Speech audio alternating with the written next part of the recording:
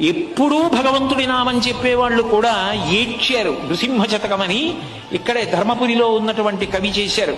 నాకు ఎంత ఇష్టం, నేను ఆ శతకం గురించి అనేక ప్రసంగాలలో చెప్పి ఉత్తర తెలంగాణ యాత్రకు వచ్చినప్పుడు ప్రత్యేకంగా ధర్మపురి క్షేత్రానికి వెళ్ళి అక్కడ నరసింహస్వామిని దర్శనం చేశారు.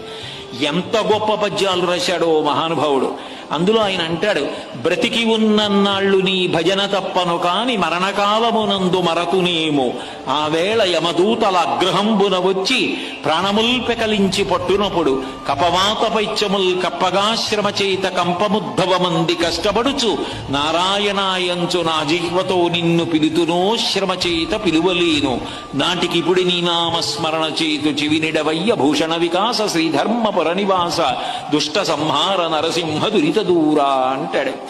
బ్రతికున్న నాళ్ళు నీ నామం విడిచిపెట్టకుండా చెప్తాను కానీ ప్రాణం పోయే సమయంలో యమదూతలు వచ్చి భయంకరాకారాలతో నిలబడి నాలో కపవాత పైత్యములను పెంచి పగ్గములు వేసి ప్రాణాలు లాగుతుంటే వాళ్ళని చూసిన భయంలో నీ నామం చెప్పగలను చెప్పలేను. ఇదిగో ఆ సిద్దిపేట వెళ్ళినప్పుడు ఒకరోజు భాద్రపద మాసంలో కృష్ణపక్షంలో తదియ దాటి చవితి వచ్చినటువంటి ప్రదోష కాలంలో కూర్చుని నరసింహస్వామి శతకంలోంచి ఈ పద్యాన్ని నేను చెప్పుకున్నానన్న విషయాన్ని గుర్తుపెట్టుకోవయా స్వామి, నీ నామం చెప్పానని